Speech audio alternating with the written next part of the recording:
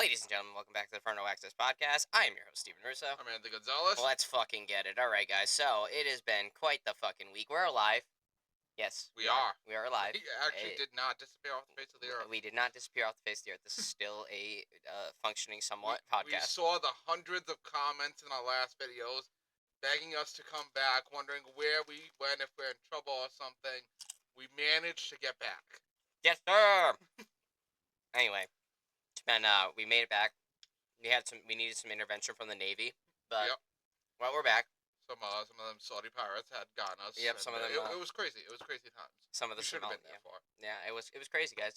Unfortunately, you won't be able to read about it because it's real high class stuff. So yeah, so this is us telling you a little secret, real quick. Yeah, we can't go into details. But shout out U.S. Navy for saving us from the Somali pirates.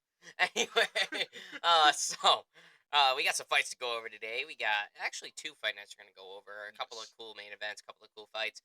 So UFC is going to the UK this weekend. This weekend being tomorrow, the 22nd. So that's right next to Ireland. Yes, sir. And also, in other news, before we get into the fight nights, good old Conor McGregor, the notorious Conor McGregor, has officially announced his candidacy for Irish president. Let's go! I'm like, oh, so I think it's pretty safe to say we're not going to be seeing him ever. No, that's not. That inauguration speech is going to be him and Chandler in a cage. That would be fucking hilarious. Imagine that. So I think if there was any sliver of hope, any of you guys were still holding on to the fact that you were going to get McGregor versus Chandler, let go of that hope now. Who would be doing that? And why are you looking at me so intensely? Drop it now. It's not happening. It's not happening. Conor McGregor's gone, guys. He's a fucking politician now. He was just hanging out at the White House the other day with Donald Trump, and I'm like, oh boy, this is the reality that we're living in. We have fucking Conor McGregor running for Irish president, and he's sitting there in the White House with the president of the United States, Donald Trump. So I bet Elon Musk could have him elected. Yeah, probably. Elon's gonna be like, get him in there. Oh, you want more? Get him in there. There's a shot of some podcast he's on with just proper number 12 next to him, just for no reason. Just give it to him. Yeah. So that's what going to be. What the fuck did I just try to say? I think he was trying to go back in time, very there. Like, just there. Oh, wow. Yeah, what the fuck? Yeah, usually when people start speaking backwards, they're trying to time travel. Yeah, that's probably what it was. Yeah, sorry guys, I'm trying to go back to a time where I wasn't feeling like this. And things made sense. And, guess what? It's because this week, guys, this past week on Raw, good old John Cena broke up with all of us, and I'm not handling it very well. He called me toxic. And even though I've supported him, I've always asked what I could get from him and never something for him. Yeah.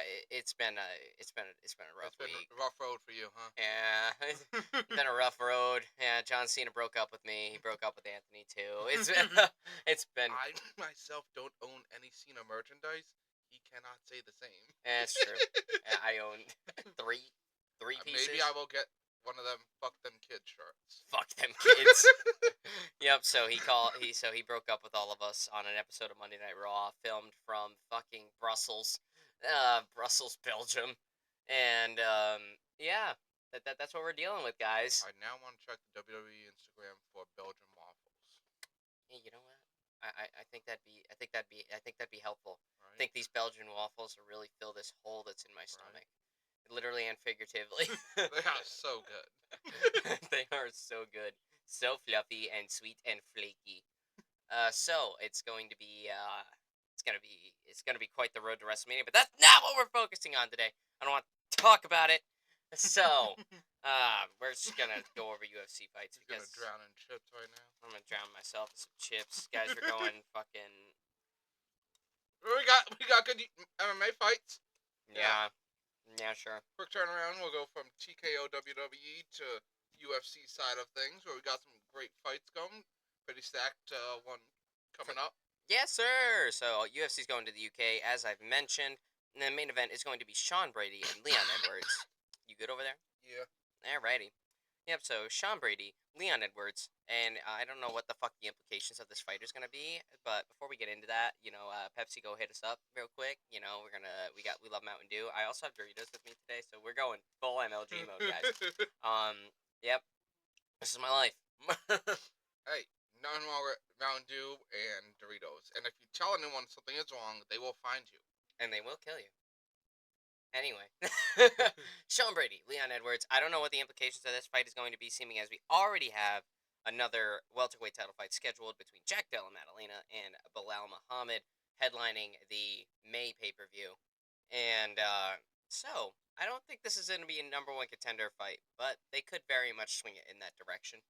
Well, I think with how Edwards performed and whatnot, what this is gonna be is the not the ultimate but the penultimate match, and then whoever wins this will fight one more for number one contention.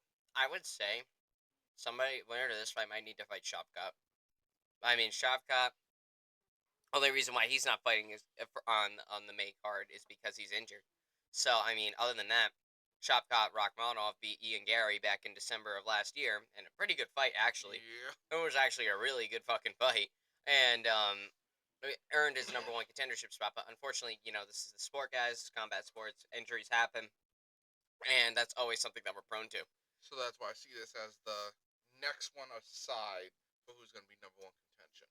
Yeah, so definitely the winner of this matchup between Sean Brady and Leon Edwards will face Shavkat Rakhmonov, and whoever beats or doesn't beat Shavkat Rakhmonov becomes the number one contender for the belt. Bilal Muhammad is our newly minted champion as of right now. This is his first title defense against Jack Della Maddalena, and to be honest, I know we still got a couple of months until that pay-per-view happens, but I have a strong feeling that Bilal Muhammad is going to retain here. So, but you never know. Something could happen. And then, Unfortunately, game respects game, so I'm with you there. yeah, so you never know. I mean, obviously, it's a fight. Anything can happen. Jack Della Maddalena is a pretty well-rounded fighter. He's very young, but I feel as though that could also be his downfall. So, early onset prediction right now. It's always subject to change. I think Bilal Muhammad's going to retain his title. To everybody at the Front Row Access podcast, dismay. So, that's unfortunate, but it is what it is. But this fight should be a good one. Sean Brady, Leon Edwards. And then in the co-main event is another cool fight. Give me 1 second as I pull it up. Yeah, he literally just got back, sat down. I had already set up the gear before he was even here. We're just rolling with the punches right now. Appreciate it, by the way. We just had a clip with no sound because we're that excuse right now. Mm-hmm. Crazy shit. John Cena really did a number on him. Yeah, John Cena really did a number on us. Man, guys, that was rough. That was rough.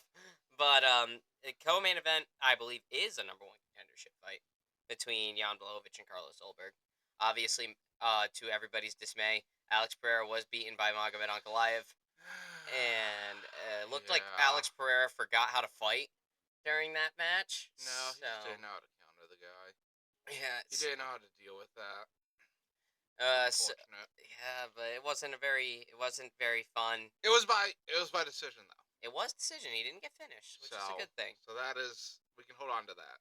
Yep, and I'm not sure if the UFC is going to give Alex Pereira an immediate rematch. They could, and I wouldn't be mad if they did. Honestly, I wouldn't be surprised if they do, considering all the work they do, but I don't know if he'd want to is also another thing. I really think that he was sitting in that division waiting for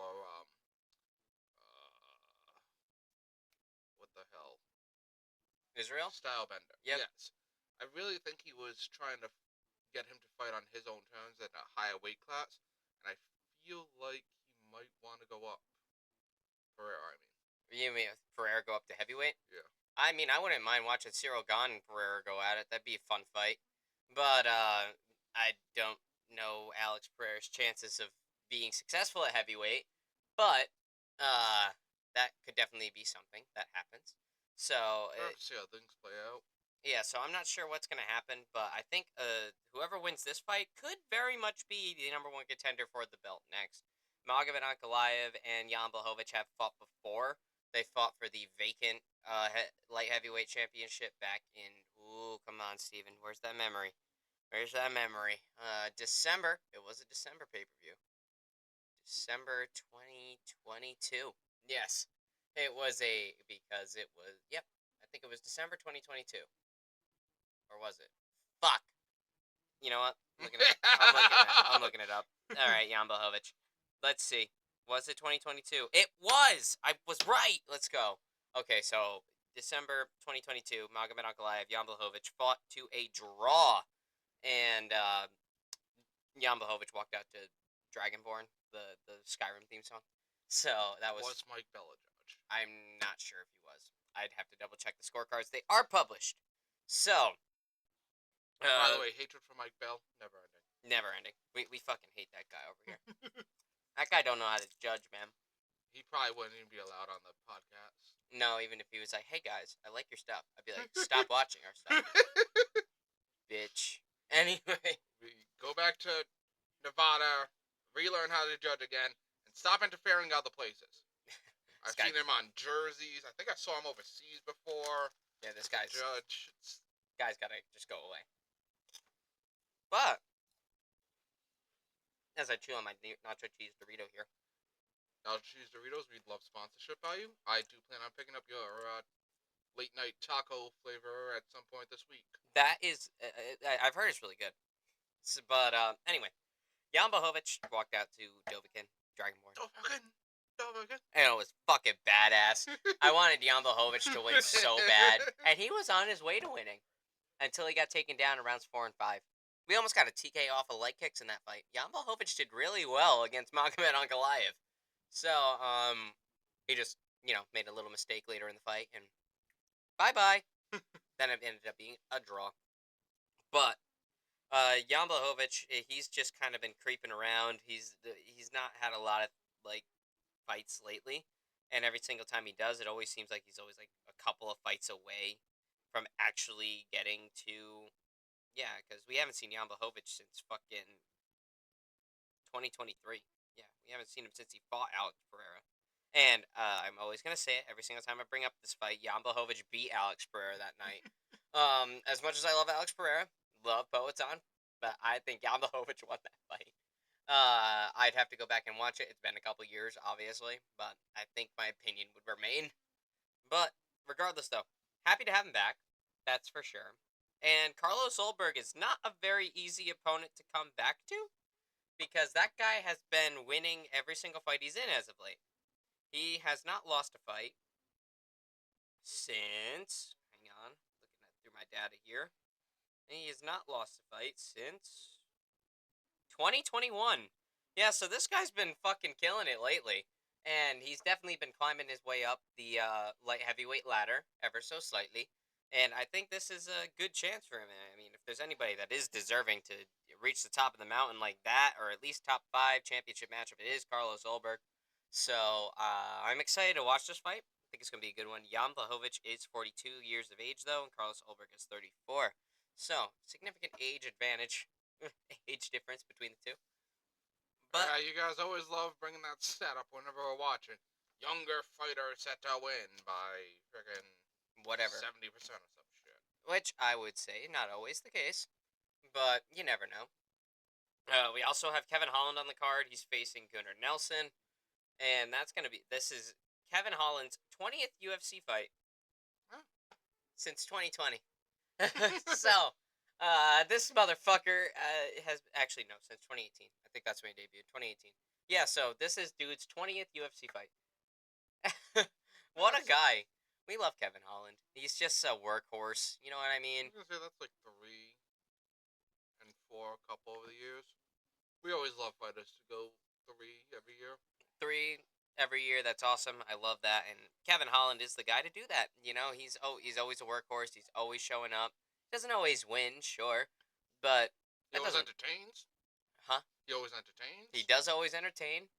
And he's always fun to watch. I mean, the guy is the Dark Knight. The guy is part-time Batman when he's not in the UFC octagon putting fucking robbers and Darsh chokes and whatnot. So hence the name Dark Knight. So it definitely looking forward to it. I believe Kevin Holland lost his last fight, if I'm remembering correctly. Yes, he did. He lost to Reiner de Ritter back at UFC 311 earlier this year. So this is actually Kevin Holland's second fight this year. We're only 3 months into the year. And we're only 3 months into the year. So Kevin Holland, guys. We love it. He got out grappled, which makes sense. RDR is a former champion in another promotion. I believe he was one championship. And he was best known for his grappling. And let's just say Kevin Holland, although he is the Darsh Knight, he's not always very good on the ground when it comes to a jiu-jitsu expert. So, I definitely think Kevin Holland's going to want to get a get back here, but Gunnar Nelson is also a big time grappler. So I'm thinking since he got out grappled last time, good old Kevin Holland has been training and is grappling a lot In the more gym, lately. yeah. And to be honest, Gunnar Nelson doesn't really do anything else. Gunnar Nelson's somewhat of a specialist. He really doesn't do anything else except grapple. The guy can strike, but most of the time he's going to throw like two strikes and then try to clinch with you, or he's going to try to take you down, something like that. He's not a very well-rounded guy, to be honest. And I think that's where Kevin Holland's going to have his advantage. But moving on from that, we also have Molly McCann, yuck, versus Alexia Tanura? Yes, that's how you pronounce that.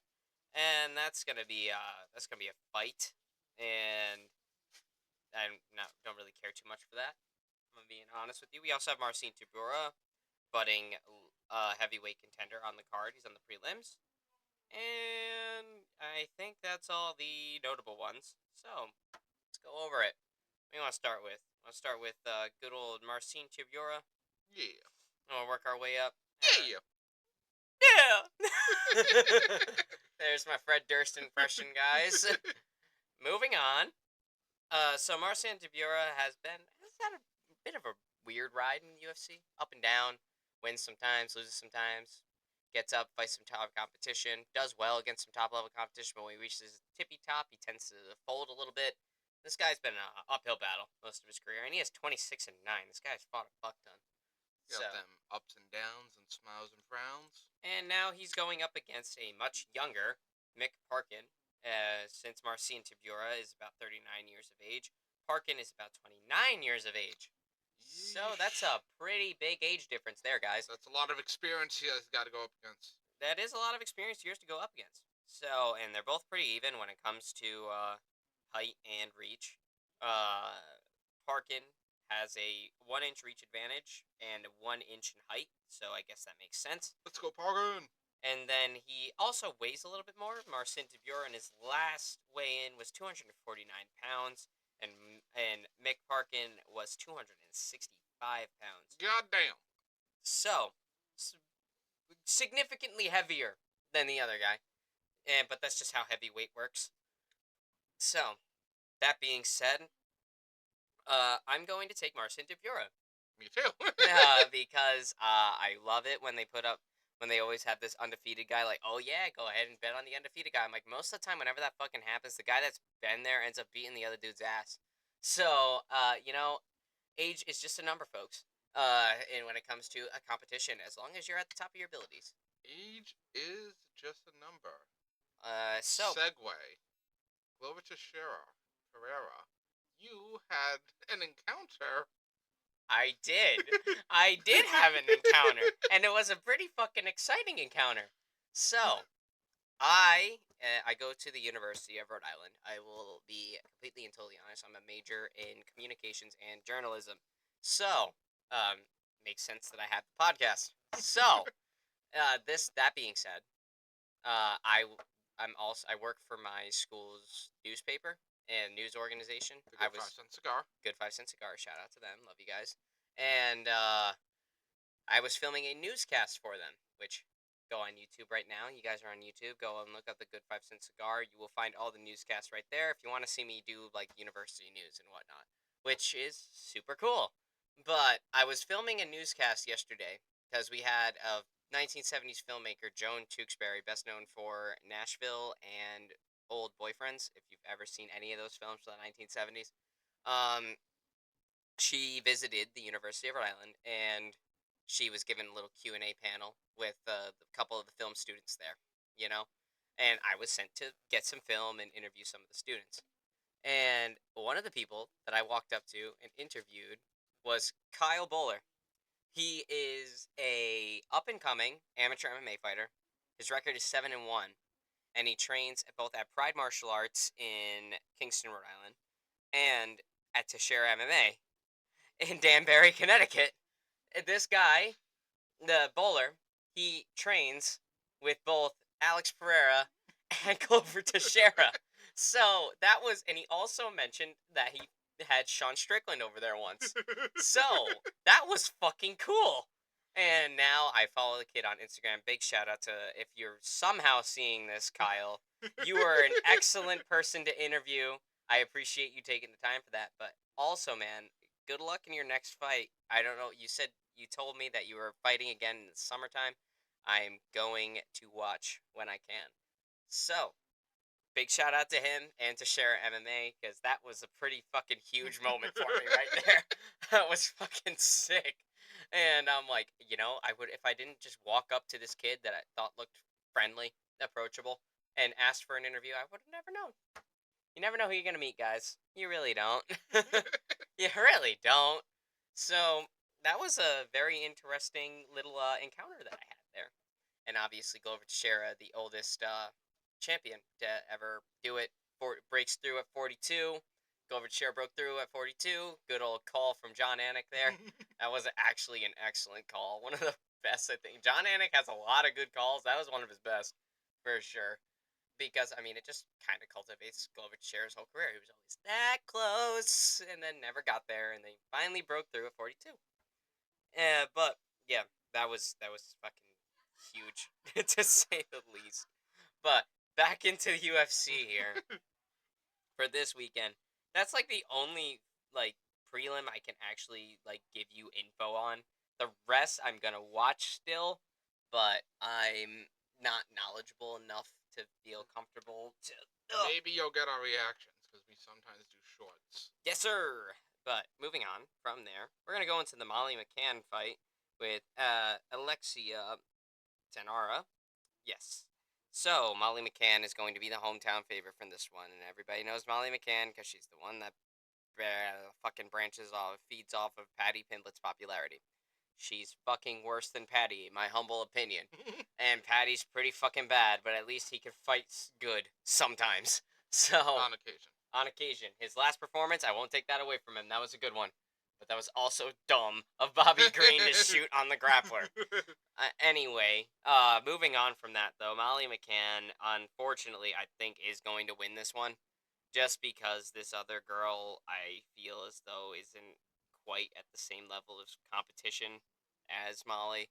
And Molly's already not very high level. So I'm going to be completely real with you. I think Molly McCann wins this fight, unfortunately. I'll say by decision. I have no investment in this fight at all, but because of my dislike for Patty Pimblett, I'm going to say Molly's going to lose. Hopefully. And what's it, Alexia? Alexia, yeah. I'd never fight someone called Alexia because they're all fucking badasses. Yeah, usually, yeah, you're pretty much right. But yeah, we'll have to see how that goes down on fight day now. I already talked a little bit more about this next fight here. Gunnar Nelson and Kevin Holland. Like I said, Gunnar Nelson is a excellent grappler. Once he gets you to the floor, it's his realm. He knows what he's fucking doing. But that's about all he does. And if you just drill clinch defense, takedown defense, and know when he's moving in on you, which there's plenty of tape to see that, because Gunnar Nelson has been around since God fucking forever ago, you can capitalize on it. Yes, I know last time Kevin Holland went up against a grappler, he struggled, right? But here's the thing. That grappler was on a much higher level than both Gunnar Nelson and Kevin Holland when it comes to groundwork. Ryan DeRitter is really fucking good when it comes to the ground. You And can take him. he's a former champion, guys. You can take him. Yeah, no. Yeah, Yeah, so. no. But Kevin Holland, I believe, and has a lot more knockout power than Gunnar Nelson. But even though you guys might feel a little bit cautious to bet on Kevin Holland given his last performance, I would say to still trust in Kevin Holland. And if we were a betting podcast, I would just say bet on the amount of more than 20 strikes from Kevin Holland. If we are to talk specifics, but on top of that, though, if we want to talk about just the fight, I think you should still have faith in Kevin Holland for this one because I think he's going to win. I'm usually not one to predict against Kevin Holland most of the time, mostly because even though he's not like, I don't see Kevin Holland as like championship level guy at all, but I see him as skilled. You know what I mean? Like he is well rounded, just at a lesser level than the people at the top of the welterweight division. This is also Kevin Holland's return to welterweight. He faced RDR at middleweight, and notoriously, I know Kevin Holland went 5-0 in 2020 in the middleweight division, but that was about the best that he did in the middleweight division. Other than that, it was always up, down, up, down, up, down. At welterweight, Kevin Holland has only lost to MVP and Stephen Thompson. I'm like, that's fair. you know, that's fair. You lost to MVP and Stephen Thompson. Those are his only losses at welterweight. Every other welterweight fight that he has had has been successful. So, that being said, I'm taking Kevin Holland by a second round knockout. I got Kevin Holland for this too, just because of how much more well-rounded he is. And if you're a one-trick pony, especially with a lot of tape on you, then there's a lot of advantage to be had upon you. Yep. So, I mean, look at Israel Adesanya. I think people are figuring him out now because he's fought so much. People know, and because I mean that's why he got knocked the fuck. Not taking anything away from Imavov because he fucking knocked the shit out of Israel Adesanya, and that was something to behold. I've never seen that happen before. So not taking anything away from that, but I think that's the reason why Israel Adesanya is out of bullets. We've mentioned this to multiple extents. Like anytime we talk about him. Every time we talk about Adesanya is out of bullets, and there's too much tape on him. You know how to beat Israel Adesanya these days. So. Anyway. Which is why you're going to have the next match against him, right? Yeah, totally. I'm 185 pounds. Yeah, totally. Totally, yeah. He's going to bulk up. Anyway. Moving on to this exciting co-main event between Jan Blachowicz and Carlos Ulberg. Two guys that are on a mission, I would say. These guys are both very, very scary. These guys are scary motherfuckers. And they're also hungry motherfuckers. Jan Blachowicz, despite his old age, still wants that belt back. So I like seeing that. And Carlos Ulberg has just been fucking killing it as of late. Like I said, the dude hasn't lost since 2021. That was 4 years ago. That was 4 years ago. I'm picturing that all I do is win song when he walks out. Like Carlos Ulberg is really good. Plus he's pretty good everywhere. The guy's he's best up on the feet. Jan Blachowicz, I would argue, is a tiny bit more well-rounded than he is. But I would say Ulberg, despite Jan Blachowicz having the infamous Polish power, I say he has more power than Jan. I think Jan Blachowicz's path to victory here is if he takes him down. But even then, Carlos Ulberg probably fucking knows that, and that's probably what he's been doing. I go back and forth like a game of tennis with these guys. This is like... I love these kinds of fights where I'm like, but this guy, okay, yeah, he does this, that, the other thing. But the other guy... I love these fights because I don't know who's going to fucking win. And, I mean, obviously, it's a fist fight. Anything can happen. But I think that this is a very coin-flippy matchup. To be honest, the odds, I think, are pretty damn fucking close right now between the two of them. Let me check. Let's see... There we go.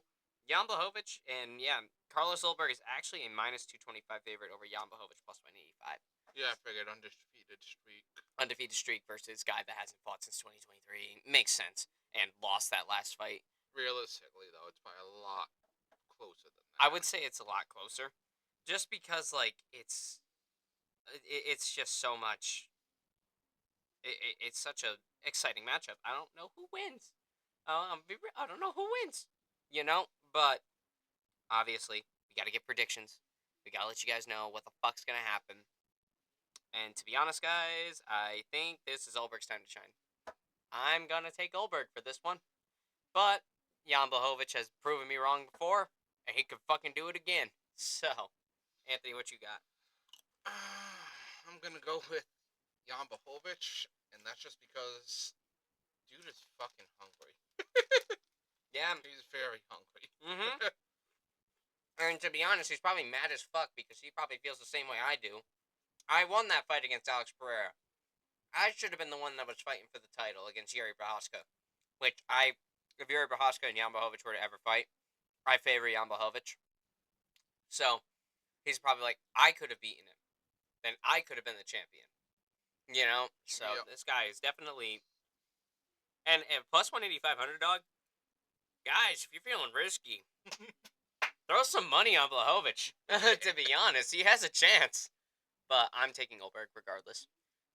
That's just hunch for now. That could change on fight day. I like both of these guys at about the same rate, so I don't really have like a favorite for this fight. So I'm just gonna sit back and enjoy the show. To be honest, I have who I think's gonna win, but if the other guy wins, I'll be like, oh shit, okay, I was wrong. Moving on. Next up, main event: Leon Edwards, Sean Brady. Odds have it plus 130 underdog for the former champion, minus 155 favorite for good old Sean Brady. All right, guys, let's talk about it. Anthony, how's Leon Edwards doing? In your humble opinion, in your eyes, Kind of out of gas. you think he's out of gas? Kind of. Yeah. He got fucking ragdolled to Yeah. hell and back. He really did. But Lal Muhammad just went in there and said, "Fuck you," bullied the shit out of him.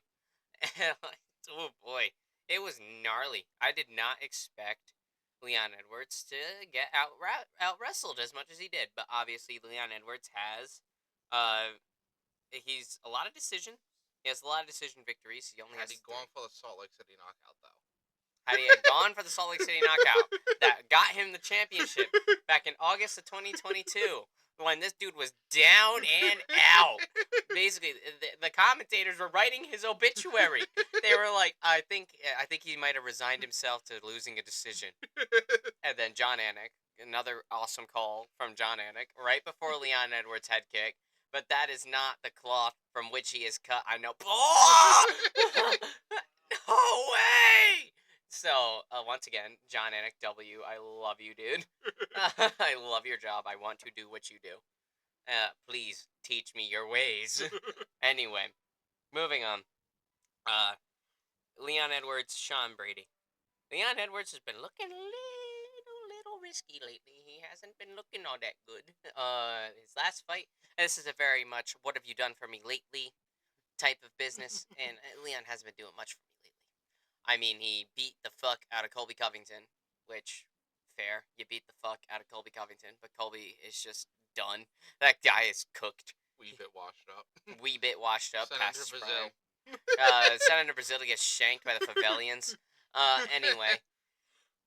So he beat the brakes off of Colby Covington. He beat Kamaru Usman in the title rematch. Then lost to Bilal Muhammad, which I actually believe I predicted Leon to win that fight. Which stings a little bit that he didn't, because I don't really fucking like good old Bilal Muhammad. But gotta respect it. The dude fucking showed up and made his dream come true, man. So fuck. I can't really take nothing away from the guy, but yeah, Leon's been looking cool about it too. Yeah, Leon's been a bit lately. He hasn't but Sean Brady on the other hand. Sean Brady's been like fucking wrecking face as of late. I mean, he doesn't fight all that often. He fights maybe about once a year. He's not a very active fighter, which I don't like. But his past two fights, he's won. He beat Kelvin Gastelum, which is a pretty good win, by a submission in round 3. Then he beat Gilbert Burns by a unanimous decision back in September of 2024. So, Sean Brady's been doing pretty good as of late. And, but he did get finished by Bilal Muhammad. And, and worse, by TKO. Bilal Muhammad doesn't knock people out. Ever. So, Sean Brady is a little bit... I'm like, come on, dude. You had like written in the stars that you should have fucking beat this guy, and here we are. Here we are.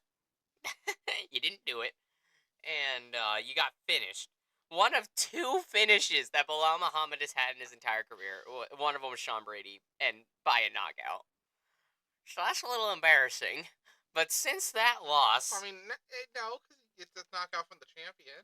yeah, but he wasn't the champion at the time, though. That's the Yes, but thing. because he made champion, you can say that's why. Yeah, true. Yeah, you can. So to be honest, guys, both of these guys haven't really been doing a whole lot, but Leon has been doing significantly less. My humble opinion. Yes, there's that one blemish on his record between the two of them, Muhammad and Brady. He's got that one little blemish on his record, but other than that, the dude's been doing pretty fucking good. You know what I mean? But at the same time, though, I don't know where Leon Edwards' head is at as far as, and the odds are pretty close for good reason. They both haven't been doing much lately, but also want to do more. They're both notable people, but not quite that notable yet.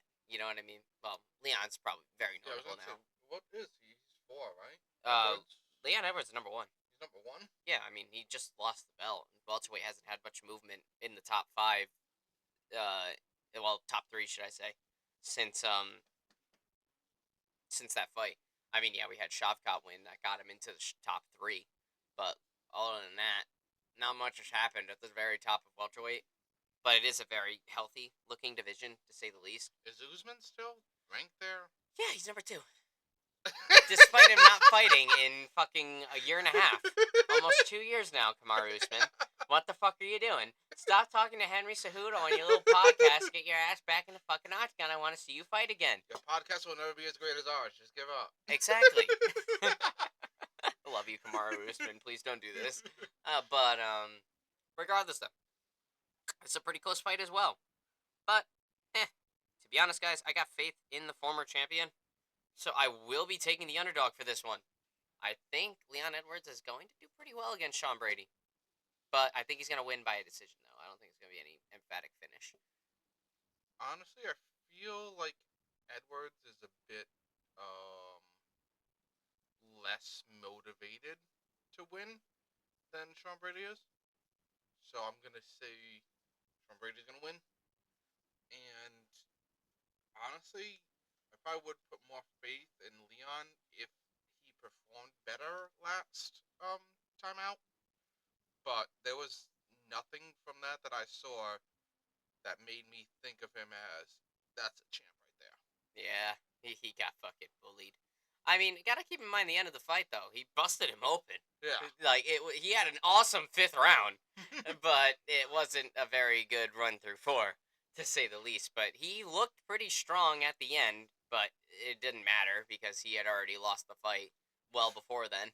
4 rounds to 1. 4 rounds to Maybe one. He was hoping on that same Usman thing, just like at the very end, boom, haha. Because, I mean, he was raining down some pretty fucking gnarly ground and pound, busting him the fuck open.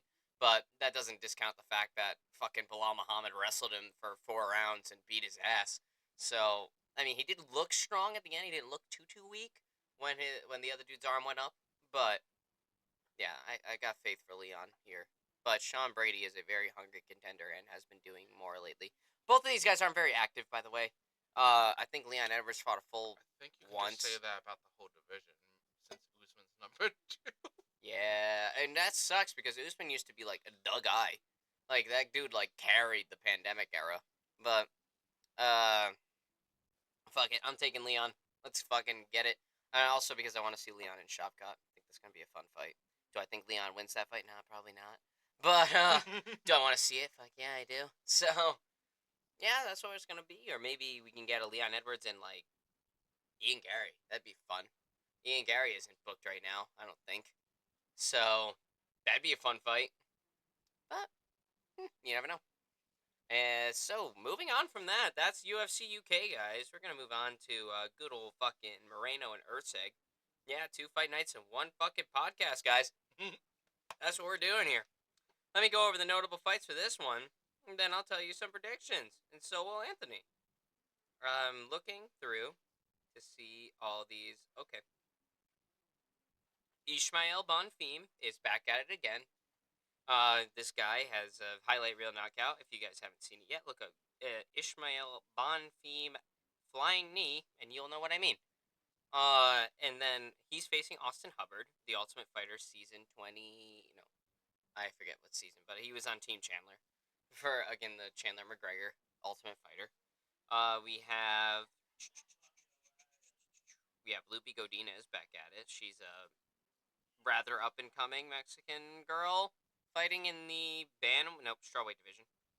What else we have on here? I don't really know Where as is much this about. one? This one is in Mexico City.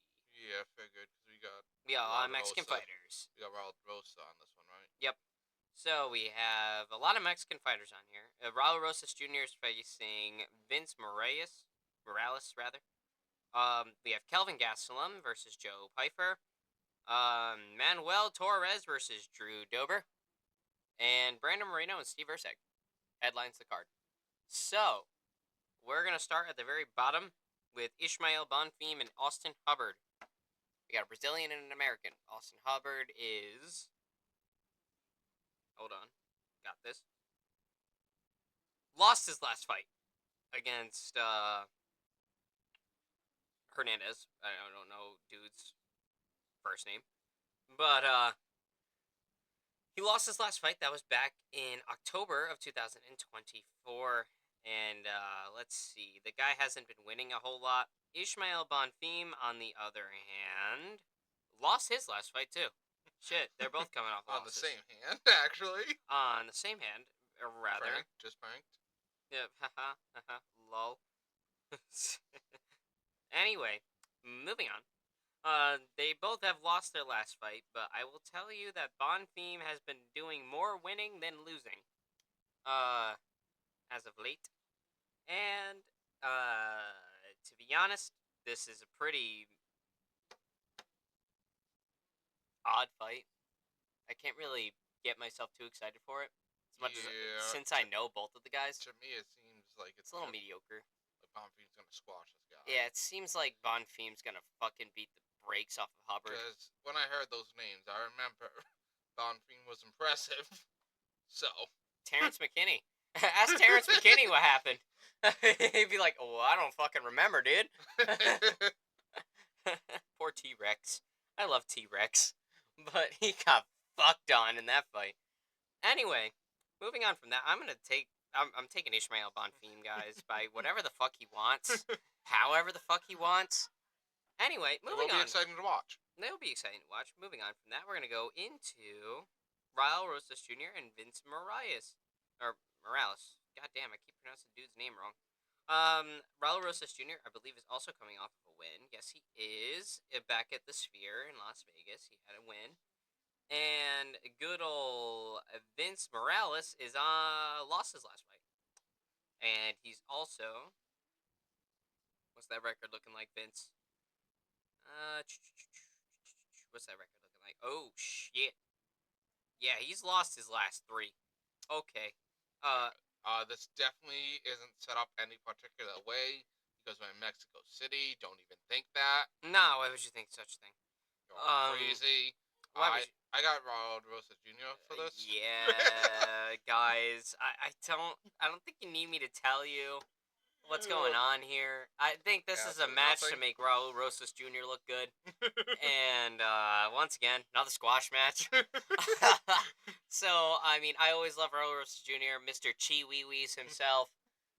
So I fucking love the guy. But damn, bro, Vince Morales is just yikes. This is so blatantly set up. I can't. No.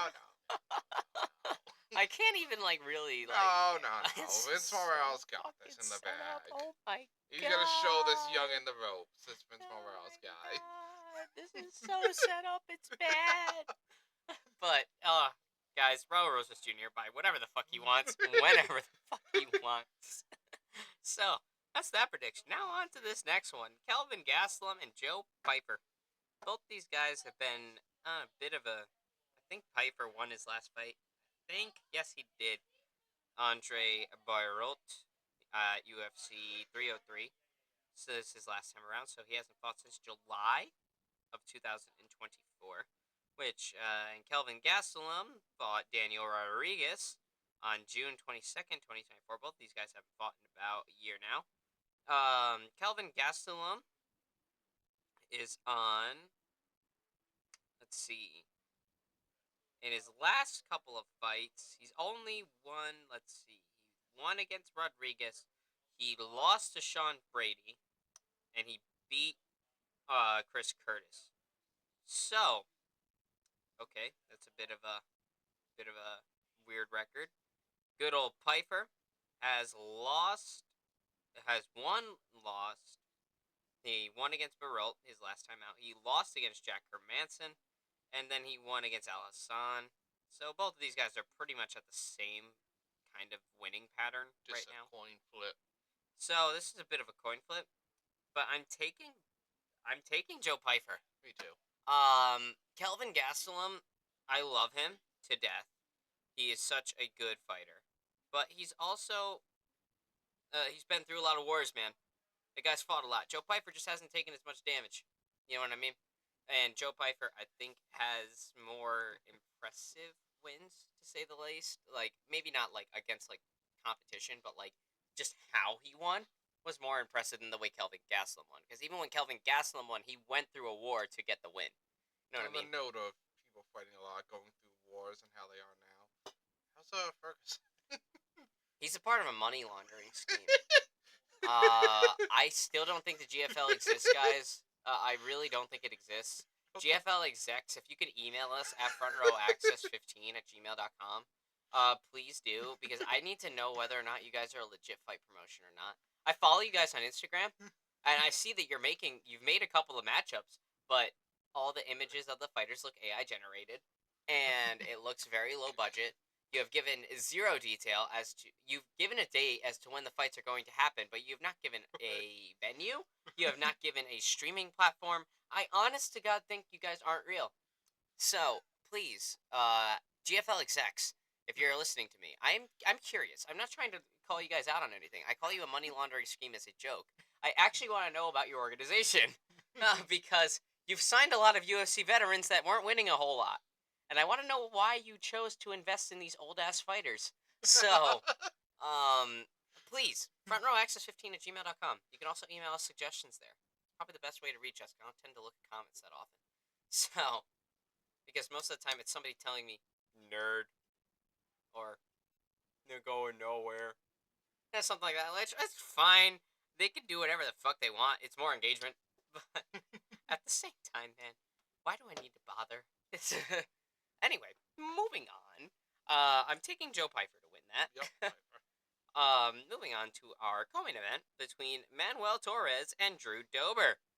Drew Dober's back at it, guys. Should be a fun fight. Let's see. Both of the guys lost their last fight. Nice. We have a lot of matches that lost first loss. Yeah, both of these guys have lost their last fight, and Drew Dober is on a 2-fight losing streak. Actually, losing to both Moicano and Gene Silva. Gene Silva is set to face Bryce Mitchell, by the way, very soon. I didn't know Mitchell was still on the promotion. Shockingly, he is. Despite his comments.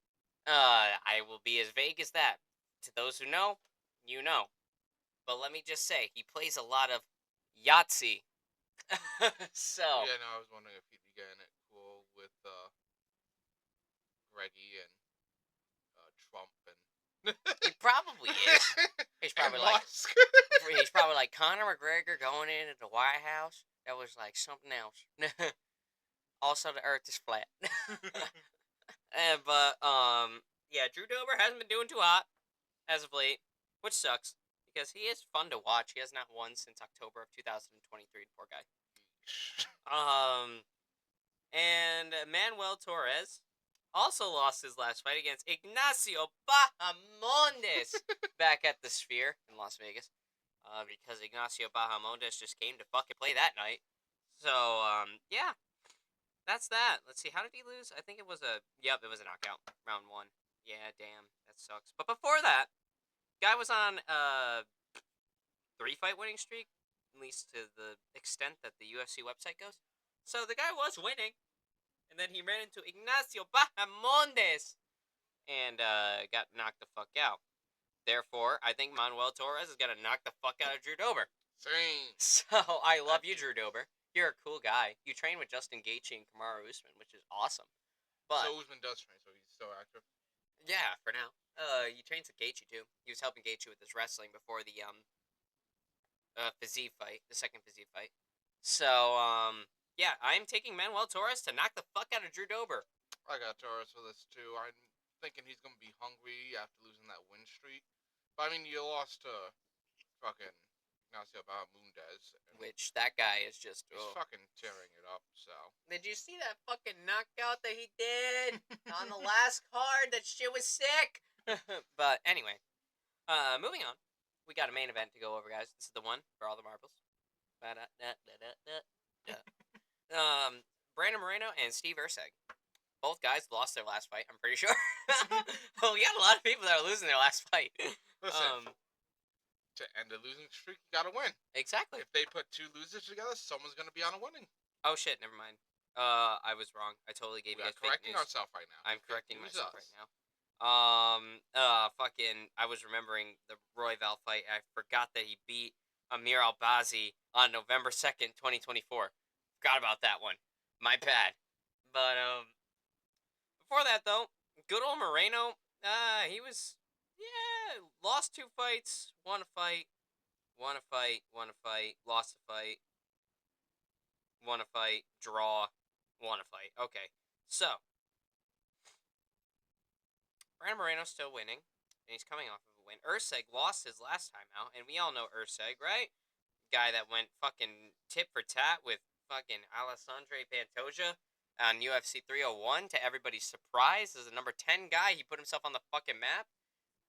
If he didn't shoot for a takedown on Alessandro Pantoja in that fight, I have a strong feeling Erceg would have won that fight. Because he was doing very well. But all's well. That ends well.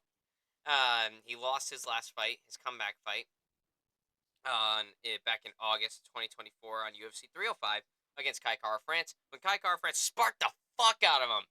And I think like round 2 or something. No, it was round 1, the end of round 1. Sparked the fuck out of him. Kai Kara France knocked the shit out of that man. And now I think Erceg wants to get back to keep his brand up, but I also think Moreno wants to keep his brand going. So, this is a pretty good fight. Very good fight. Steve Erceg, I believe, is a taller man by a significant amount. Actually, no. I guess he just looks really tall next to Pantoja. Never mind. 5'8", 5'7" for Moreno. Actually, Moreno has the reach advantage. They both have the same amount of leg reach, though. Yeah, I'm taking... I don't know. Both of these guys like to fight on the feet, and they also can grapple.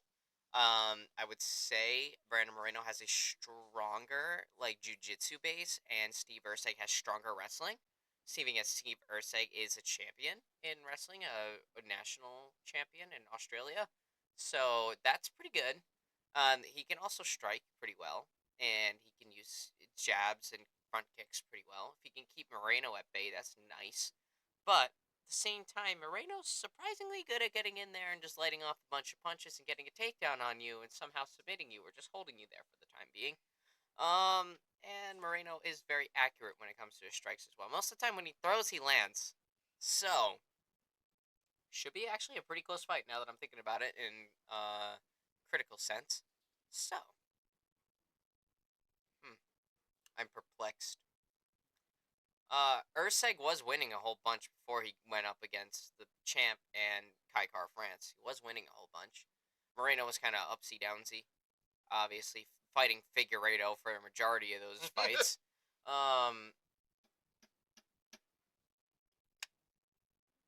Yeah, this is a tough one. Now that I'm actually thinking about it, because I was completely and totally ready to come up here and tell you Moreno's going to win. But, now I'm thinking about it. Shit, this is a close fight. Yeah, I'm still taking Moreno. I'm going to take Moreno. I think Moreno's going to beat Erceg. Don't know how. I got Moreno for this too. And it's not to take anything away from Erceg, but I don't know if Erceg's at that level yet. I mean, if he's... There's nights when you perform really fucking well.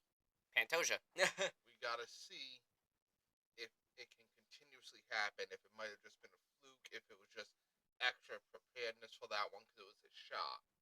that's why I got Moreno for this, because I know Because he's Moreno tends to be performing there. really consistent when it comes to these things. So, yeah, I think, and plus I think Moreno's work ethic has always been consistent. I mean, that guy when he goes in there, he fights.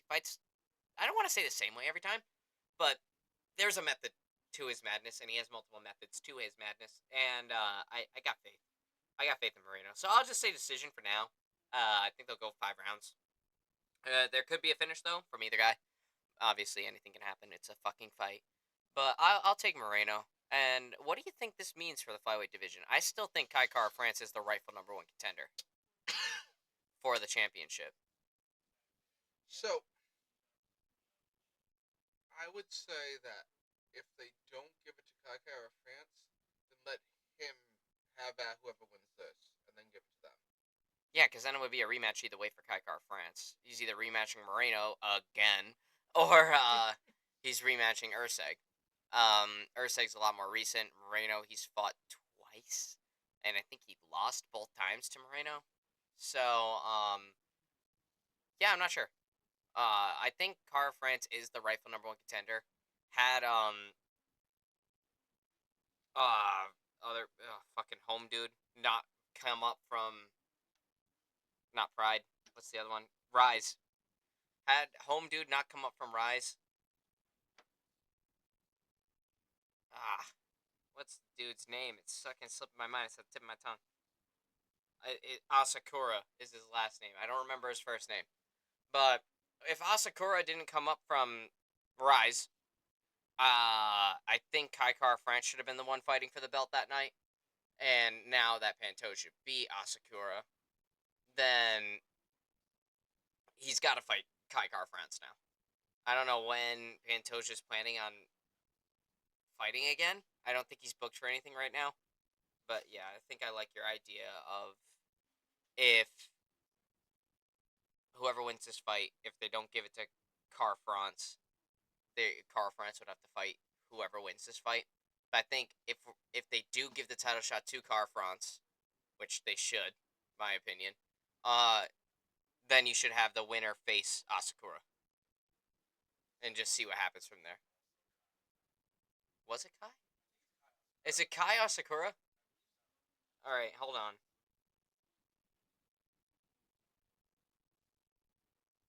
Holy shit. You got it! Oh my god! Yo, our studio audience member Isaac actually just outsmarted me in a UFC question. I'm fucking impressed. Let's go. Good job, Isaac. So yeah, it's Kai Asakura. Yep. Yep. So yeah. So I think whoever wins this fight, if they don't give it to Kai Kara France, they should give they should give Kai Asakura the winner of this fight to keep him at the high level, to see how he is with the rest of the high level at flyweight. Sure, he couldn't beat the champion, but that was the champion. You know what I mean? And to be honest, Pantoja's run circles around that division to this point. He's kind of on a bit of a reign of terror right now. Nobody's beaten this guy as of late. So, and like I said, I say it every time he gets brought up. He continues to impress me every single time he fights, and I just become more and more of a fan of his every single time he fights, which is a good thing. I like that. So, yeah, that's all the fight news for us here, Anthony, and we did it in under an hour. Let's fucking go. Woo! Well, they were fight nights. Yeah, they were fight nights. They're not pay-per-views. We go fucking woo into onto the pay-per-views. But Anthony, any closing remarks about what UFC is looking like right now? Well, I want to see some fighters that I haven't seen in a while, Usman being one of them. Yeah. As for these two fight nights, I think they were pretty well scheduled. I like these matchups. I like seeing like someone who just lost versus someone who just lost, so we can See them maybe up win. them. And there are some interesting matches here for sure. Barros Jr. is definitely not in a squash match. Definitely not. No, he's not in a squash match. What do you mean? And the UFC did not specially curate that. What do you mean? And I'm gonna be at the edge of my seat for most of these fights. Should be a good one. And then obviously, come the future, future events, we're going to go over. Let's see. I think we're about 2.5 weeks out from Volkanovski and Diego Lopez, the April pay-per-view. I'm actually really fucking excited for Michael Chandler and Patty Pimblett. I think that's going to be a really good fight. And both of these guys are in desperate need of a credible win right now. Yeah, I So, was gonna say it'll definitely legitimize both of them more so than they've been, which is always good. because both guys need a credible win right now. I mean, Michael Chandler hasn't won since ending El Kakui. So, I mean, other than that, the dude just cheats and loses. Yeah, you cheat and he loses. But, I'll see how he is against that Greggy guy. yeah, Anxious sure. of that. Yeah, he's totally fighting McGregor. What do you mean? But yeah, so Michael Chandler wasted 2 years of his career waiting for Conor McGregor. It comes back, gets dog walked by Charles Oliveira, because Charles Oliveira is just that effing good. And then he hasn't won since 2022. That's 3 years ago, guys. That's not good.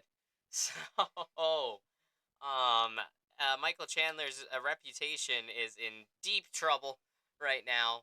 I mean, he gave us that little scare at the end of the fifth round when he stunned Charles Oliveira and almost knocked him out. Because I mean, the dude is strong. The guy is skilled. He just never delivers, ever. I'm like, dude, like every single time you've called somebody out, you've lost. He calls out Dustin Poirier, loses. He calls out Justin Gaethje, loses. He calls out Charles Oliveira twice, loses.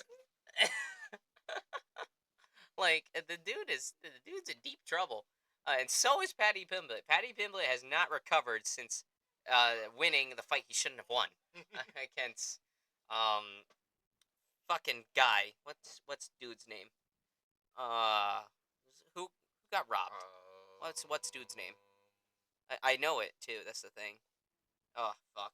He's one of the ones I always keep my eyes out for because I know he was robbed there. Hold on. Going back. Jared Gordon. Jared Gordon. And Paddy Pimblett, he hasn't fought a whole lot. I mean, 2022 was like the year of Paddy. Uh, and then he just fought once in 2023 in December. Fought once in 2024 in July. So like this guy hasn't fought much. His hype train has been completely derailed, and he is in desperate need of a credible win. And beating Michael Chandler will do that for him. Because Michael Chandler has challenged for a belt before. He's been at the top of he's been at the top of the mountain. He's faced Dan Hooker. He's faced Charles Oliveira. He's faced Justin Gaethje, Dustin Poirier. The only guy I think within the top five that he hasn't faced is Arman Sarukian and Islam Makhachev. So yeah, other than that, he's fought everybody else in that division and ended El Kakui for that matter. So that's a little look ahead here. We also have another cool fight night. Josh Emmett's back at it after nearly killing Bryce Mitchell, which he probably should have just slammed that one little good little and then, oh well. But after nearly fucking killing Strickland would have rezzed him. Bryce Mitchell, he's back at it. He's facing Leron Murphy. Remember, I told you guys about him a couple of podcasts ago to really pay attention to this guy. He's 15-0 and he hasn't lost at all in the UFC. And he's impressive. The guy is a good striker. He's a good grappler. And I honestly think he's a little dark horse at featherweight right now. And if he beats Josh Emmett, now we're talking. You know, because Josh Emmett's like the gatekeeper featherweight. I'll be honest with you. As much as I love Josh Emmett, he's a cool guy. He is the gatekeeper at featherweight. And he's the guy that you beat to look legit, and then people are gonna start going like, "Ooh, he beat Josh Emmett. Maybe we should put him against this guy. You know, somebody that's higher on the scale." So I think this is a very big moment for Leroy Murphy when this fight happens. Plus, it's our main event. I think this is his first main event. So pay attention to the Englishman, guys. Nah, I think you could take him. Uh, and then I'm excited for Michael Chandler and Patty Pimblett. Jeff Neal's back against Carlos Prates. I'm sorry, Jeff Neal. I'm sorry, Jeff Neal. Carlos Prates is going to end you. But of course, this is for the pay-per-view. Yair Rodriguez and Patricio Pitbull. Patricio Pitbull making his UFC debut in a couple of weeks. He's a former two-weight division Bellator champion. And I'm so fucking excited for Pitbull to be making his splash into the UFC because he was like one of the only guys at PFL besides like Usman Nurmagomedov and Michael Venom Page that I actually wanted to watch fight. So I'm so happy Patricio Pitbull is making his debut. And then obviously Volkanovski's always fun to see. Let's be honest. Volkanovski, Diego Lopez, it's gonna be a barn burner. So it's gonna be a good fight. I'm super excited for that, but we'll be going over that in a couple of weeks. And I don't got nothing else. You got anything else? That's it. Alrighty, y'all. Have a good night. And we'll see y'all next time.